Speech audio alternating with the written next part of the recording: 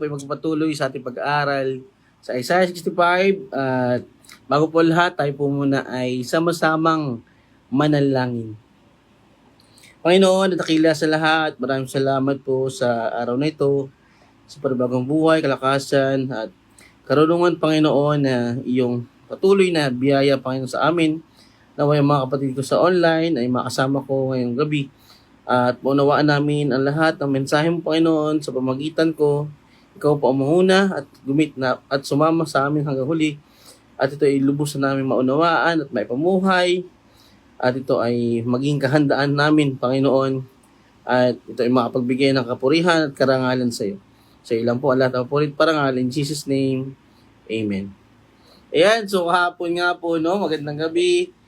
Tayo ay tinalakay natin ang verses 17 to 18 na ito nga po ay tumutukoy sa lilikhain, no, gagawin ng Panginoon na bagong langit at bagong lupa.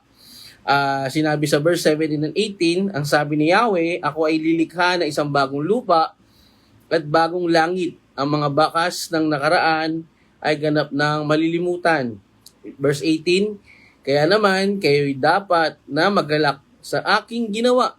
Ang Jerusalem na aking nilikha ay mapupuno ng saya at magiging masaya ang kanyang mamamayan. So makikita po natin, no, dalawang bagay ang tinutukoy dito, no? Siyempre historically tumutukoy ito sa sitwasyon na yung 17 and 18 ay tumutukoy sa post-exilic, no?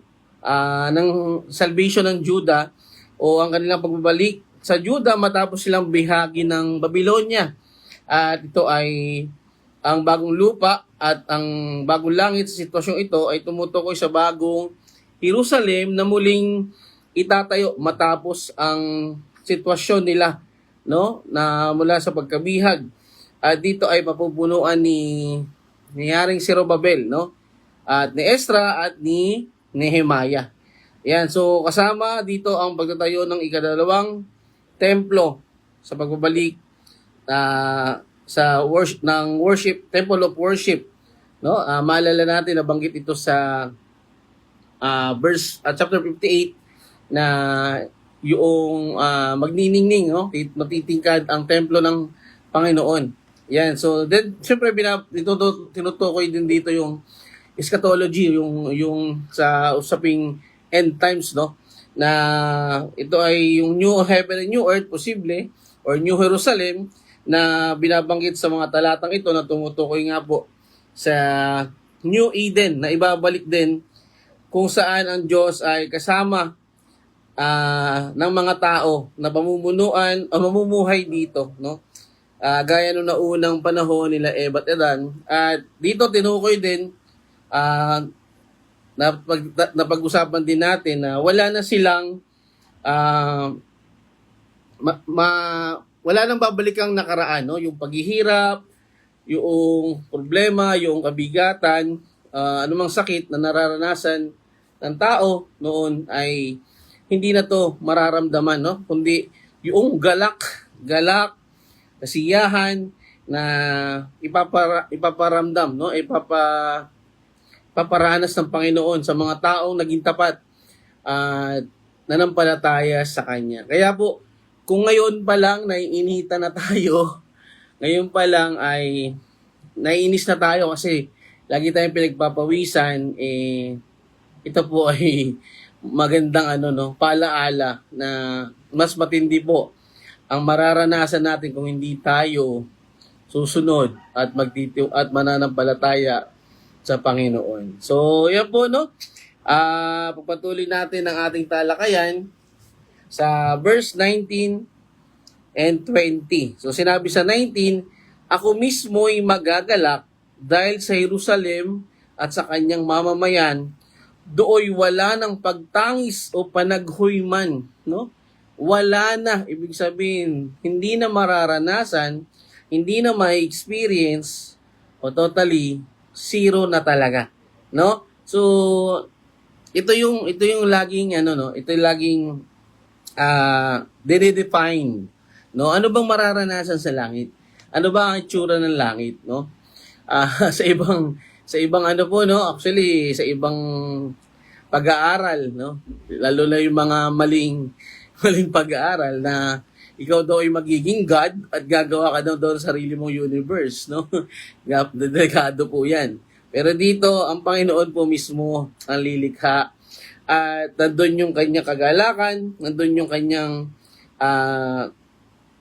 kasiyahan, no? Na makasama niya ang ang mga tao sa bagong Jerusalem o sa usaping bagong langit at bagong lupa na punong-puno na ng kagalakan, kapayapaan, awitan, pagpupuri ng mga tao sa kanya, no? At kung ito'y ating iisipin ngayon, ito talaga ay ang sarap, no? Ito ay naiisip mo pa lang siya, talagang nandun na yung sa kasiyahan sa ating mga puso. So dito ay mas nagbibigay ito ng diin sa magaganap na bagong paglikha ng Panginoon sa bagong langit at bagong lupa na mas tumutukoy sa panahon ng Propeta Isaiah na ito ay posibleng nga tumutukoy sa bagong Jerusalem, no? O kaya doon sa pagtatayo ng bagong templo. Ayan. Okay, so wait lang. Yan. So itong talatang ito ay isang magandang deklarasyon nga po ng kagalakan mula sa Panginoon, no? Kagalakan ng Diyos sa kanyang bayan. Yung pangako niya na ito ay aalisin ang lahat ng kalungkutan, no? Lahat ng mga nararanasang kabigatan, sakit, trials, or anumang mga hindi nakapagbigay ng kaluguran sa tao, no? Ito po yung mararanasan ng mga naging tapat, mga nanampalataya at sumunod sa Panginoon. Siyempre, tinutukoy dito sa usaping ito ay ang Jerusalem at na kanyang bayan, no? Sa kanilang pagbabalik sa kanilang lupain. At ito ay, ang talatang ito ay nag-aalok ng pag-asa at katiyakan. Makikita natin, no, halos lahat nung pag-aaral natin, hindi po nawawala yung usaping pag-asa. No? Kasi, honestly, marami po talaga ang hindi na nila makita kung saan nila matatagpuan ng mga pag-asa nila. No? Maraming aspeto, pero ito po, pag-asa na makakasama ang Panginoon. Yan. At ito ang patuloy na nag-aalok, no? Lahat ay nag-aalok ng pagpanunumbalik. Kaya nga nandito yung pangako niya, no, na yung paglikha, no, sa panahon ng Jerusalem at sa panahon natin, no, sa dulong panahon ay hindi pa natatapos. Hindi nagsasawa ang Panginoon sa kanyang pagpapaalala na nandun lagi, no? Mayroong pag-asa at katiyakan na ang sakit, pagdurusa at pagkawasak ng kasalukuyang mundo ay mapapalitan nga po ng kapayapaan. At isang bagay ang dapat nating matandaan, no? Maunawaan dito, kundi ang patuloy na pagtitiwala, no? Yung pananampalataya natin sa Panginoon. So ang pangako na dooy wala ng pagtangis o panagoy man ay nagsasalita tungkol sa isang panahon kung kailan aalisin na nga po ng Diyos ang lahat ng aspeto ng nakakapagpabigat sa tao. Siyempre, lalo-lalo na yung kasalanan. No? Wala na po dong kasalanan kasi ang Diyos na po, no, ang Panginoong Hesus na po, siya na yung maghahari, siya na yung gagawa ng lahat, sa kanya na magmumula ang lahat. Siyempre, nandun po yung pamumuhay sa katwiran. Ayan, so tandaan na nabanggit natin, no, ito ay tumutukoy nga po doon sa muling pagbabalik ng mga taga-Juda sa Jerusalem after nilang makalaya, no, doon sa Babylonia. So ang Jerusalem bilang paglalarawan ay isang lugar ng pagsasaya na ito ay sumasalamin sa pangako ng Diyos sa kanyang tipan, sa kanyang bayan na kanyang isasama, no, doon sa bagong lupain. Sa particular na talatang ito, ito ay nasa konteksto ng mga pangako ng pagpapanumbalik at mga pagpapala ng Diyos. So, halos lahat po, no, nandun yung yung alok ng Panginoon, yung pag-asa, katiyakan, kasiguraduhan ng kapayapaan. At ito ay ilang beses na natin naririnig, no? Lalo na sa aklat ng Isaiah. At ito ay mas nagbibigay diin sa pangako ng Panginoon. No, tandaan, ang pangako ng mundo ay walang kasiguraduhan kasi ito ay temporal lang, no? Mabubura to. Pero ang pangako ng Panginoon ay laging sigurado. Ayan, kinakatawan nito ang spiritual at physical na sentro ng bayan ng Diyos. Sa makatuwid, ang pagsasaya ng Diyos sa Jerusalem ay nagpapahiwatig ng kanyang presensya. At siyempre, panunumbalik ng pabor sa kanyang piniling bayan. No? Yung restoration, yung pagbabalik, yung pagpapanumbalik sa Panginoon mula dun sa pagkahiwalay, pero nandun po, no, na talaga na natili po yung tipan ng kanyang tipan nila, no? Tipan ng Diyos at ang kanyang bayan. At ito ay wala nang panaghoy, wala nang lungkot, wala nang anumang sakit na mararanasan. Sa mas malawak na konteksto, itong talatang ito ay bahagi ng malaking tema ng pag-asa pa rin at pagtubos na matatagpuan natin sa buong aklat ng Isaiah. Dito ay pinapahayag ng Diyos ang kanyang pangako na pagpapanibago at pagpapanumbalik. So, ang talatang ito ay naghahatid sa atin ng mas malalim na mensahe at na intensyon ng Diyos na magdala ng kagalakan at kapayapaan sa kanyang bayan. Yung ating present situation, no? Marami nahihirapan, marami na sumusuko, no? Pero tuloy lang kasi ang Diyos ay lagi naman natin kasama, no? At ito'y malalampasan, pagtatagumpayan natin kasi napagtagumpayan na niya. That's why yung patuloy na pangako ng Diyos sa mga nagbabasa, sa mga nag-aaral ay stick, no? Kumbaga, nandun pa rin siya, no? Hindi siya nawawala. Hindi po natatapos ang pangako ng Panginoon. At ito nga po, sa dulong panahon, sa ating kasalukuyang pamumuhay, dito naman sa part ng Bagong Jerusalem, no? Patuloy na nag-aalok ng makapangyarihang imahe ng Panginoon. Na walang hanggang pag-ibig ng Diyos sa kanyang pagnanais na magdala ng panahon ng puro saya, puro kagalakan, puro kapayapaan. Ano, imagine ba natin? Sabi, Pastor, nagagawa naman natin dito yun. Actually, nagagawa natin dito o ng iba is happiness. Pero, balik na naman ulit, may limitation. Baga, halimbawa, birthday ngayon, no? Bukas ulit, isipin mo na naman yung gastusin. Isipin mo na naman yung due date, no? O ano mang mga problema o kabigatan. Pero dito, non-stop po. Ang baga sa madaling salita, unli or everlasting ang mararanasang kagalakan, kapayapaan, at saya na kasama po ang Panginoon, no? Kaya yung nararanasan natin dito sa lupa ay temporary lang yan. Kasi may naghihintay na pansamantala. Ay, hindi. Permanente. Yan. Pansamantala pala yun dito. Okay? Yan. So, makikita natin yung kagalakan ng Panginoon sa kanyang bayan. Siyempre, yung katapusan ng kapighatian at yung pangako, no? Ay yung pag-asa sa mga pangako ng Diyos.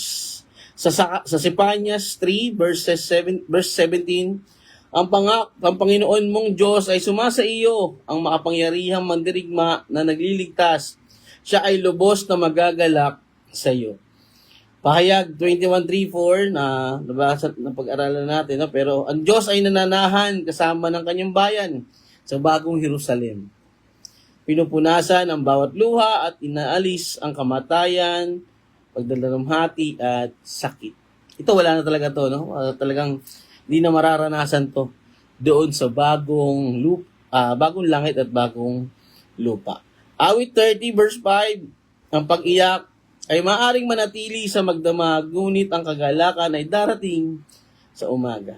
At Isaiah 25 verse 8, lalamunin ng Diyos ang kamatayan, magpakailanman at papahirin ang lahat ng luha. No? So, ayan, kaya po tayo ay patuloy na pinapaalalahanan na tandaan natin yung pag-asa at kagalakan na matatagpuan po natin sa mga pangako ni Yahweh. Na siya lamang po ang kayang ibigay ito sa atin. No? Ang kayang gumawa nito, ang kayang maglikha ng bagong langit at bagong lupa na wala nang mararanasan anumang bigat o problema. So dito ay patuloy tayong magtiwala sa kakayanan ng Diyos na magdala ng pagpapanumbalik at umasa sa araw ng lahat ng kalukutan at sakit ay mapapawi na, mabubura na, mapapalitan na ng kasiyahan at kapayapaan. Tandaan, ang Diyos ay laging nandyan. Ang pag-ibig niya ay lagi niya ang pinaparanas sa kanyang bayan. No? Kahit sa atin sa kasulukuyang panahon, lagi natin siyang kasama. Marami siyang mga paalaala sa atin na ang pag-ibig niya ay ipinapakita niya sa kanyang mga pangako. Sa kanyang pangako na aalisin ang lahat ng lungkot, kabigatan, at anumang kasalanan. No? Wala na talaga, as in, ano na lang, yun na lang po ang talagang mararanasan no, ng mga lingkod ng Panginoon na nanatili. Magandang gabi, Brother Edgar. Yan, future theocratic governance of God. Yes, siya po talaga, no, ang Panginoong Hesus na ang mangunguna, ang maghahari no, sa kanyang bagong langit at bagong lupa. Yan. So, tandaan na ang Panginoong Hesus sa pamamagitan ng kanyang ginawa sa krus, ay nandoon yung ibinalik niya ang relasyon natin sa Panginoon. Yan. Tandaan sa Apocalypse 21 verse 3 and 4 na pangitain ng bagong Jerusalem ay sumasalamin sa ganap na katuparan ng talatang ito na kung saan si Jesus ay maghahari. Si Jesus ay naghahari at wala ng kalungkutan. Tinitiyak ng gawain ni Jesus na ang mga mananampalataya ay maaring umasa. No? Totoo po, no? Ang lahat ng pangako ng Panginoon. Kaya ano pa ba yung doubt natin? Ano pa ba yung bagabag natin, kinatatakutan natin? Na pagtagumpayan na po ng Panginoong Hesus. Yan, ha? Yan. So, ang talatang ito ay isang makapangyarihang paalaala ng pag-ibig, kagalakan, pangako ng Diyos na ibalik ang kanyang bayan para sa mga mananampalataya. Ito ay tinuturo na ang ganap na katuparan ng mga pangako ng Diyos sa pamamagitan ng Panginoong Hesukristo na nag-aalok ng pag-asa at katiyakan ng isang kinabukasan na puno ng kagalakan at kapayapaan na ating mararanasan sa kanyang presensya. Yan, napakaganda po actually ng ng mula 17, 18 hanggang matapos to, no, tumutukoy po ito sa pangako ng Panginoon, ang kanyang paghahari, ang kanyang pangunguna. Yan. So, verse 20, ang mga sanggol ay hindi na mamamatay, lahat ng titira roon ay mabubuhay ng matagal. Ituturing pa rin na isang kabataan ang taong 100 taon na, at ang hindi umabot sa gulang na ito ay tuturing na isinumpa. So ito ay naglalarawan po no ng isang panibagong mundo na kung saan ang buhay ay hindi na pinaikli ng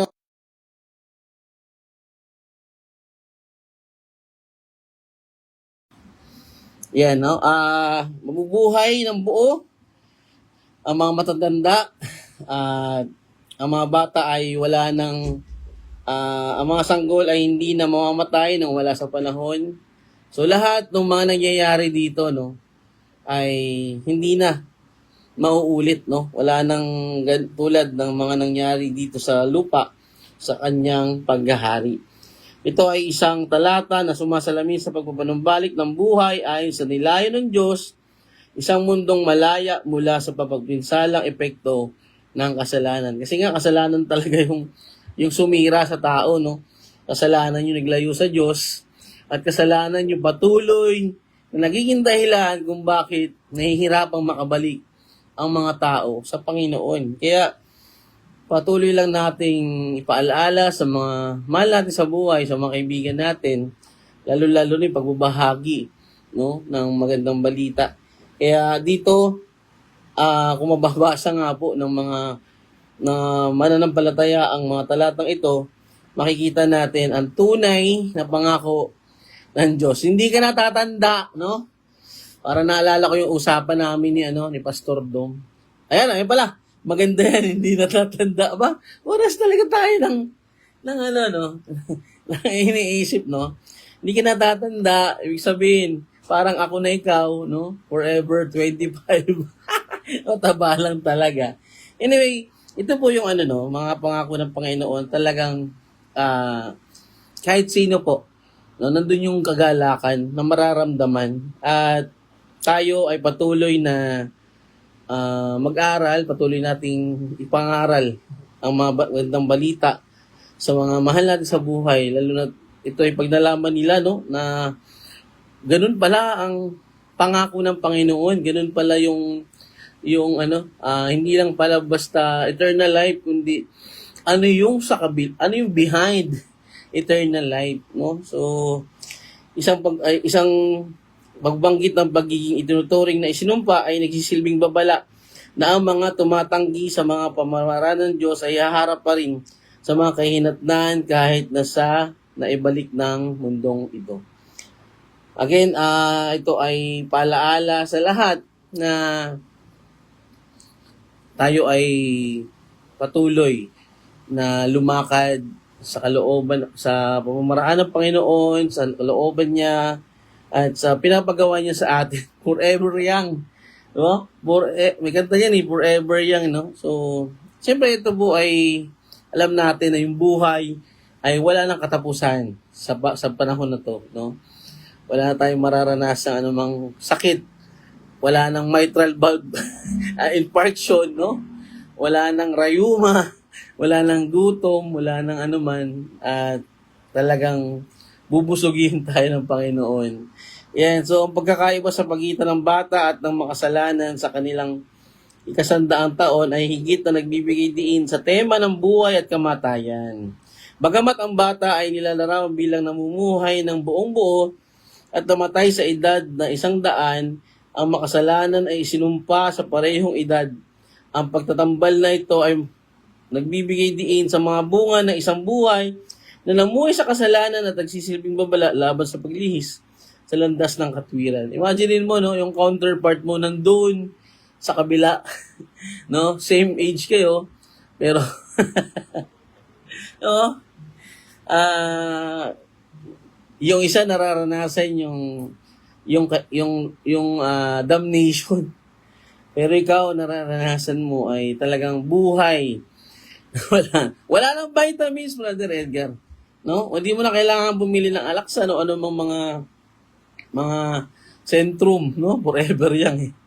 At ito nga po ay patuloy na bahagi ng pangako ng Panginoon ng kanyang paglikha sa bagong lupa at bagong langit na wala nang anumang sakit na mararanasan. Ang pagtatambal na ito ay nagbibigay diin nga po sa bunga ng buhay na sumuhay. Forever young. Kanta yan, kanta po yan. Patugtugin po natin mamaya.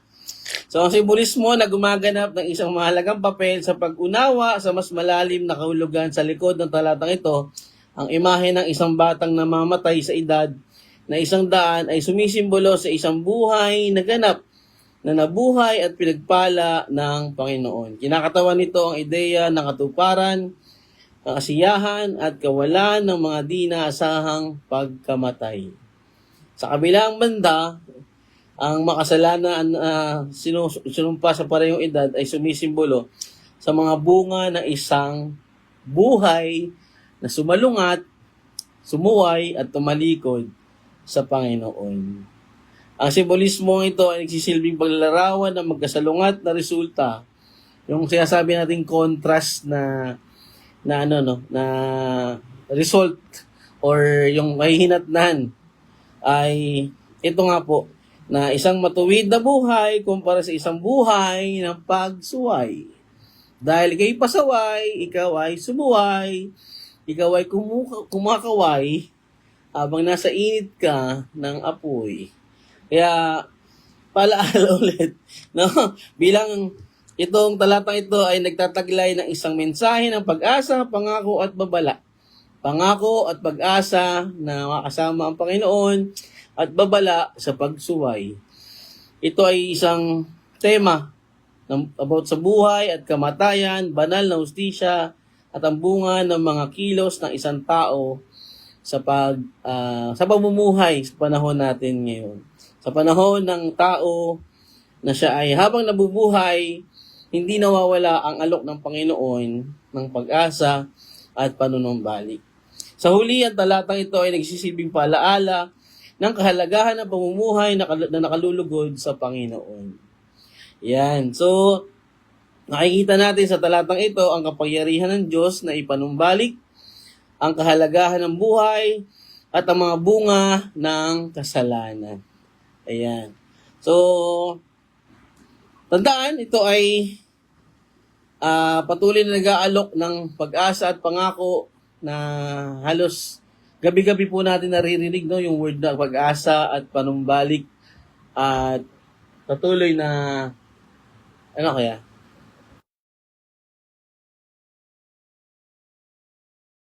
So, pangako po na ang pag-ibig ng Diyos ay patuloy na nakikita sa bahaging ito. Ang mga mananampalataya ay patuloy na pinapaalalahanan sa bahaging ito. Yan.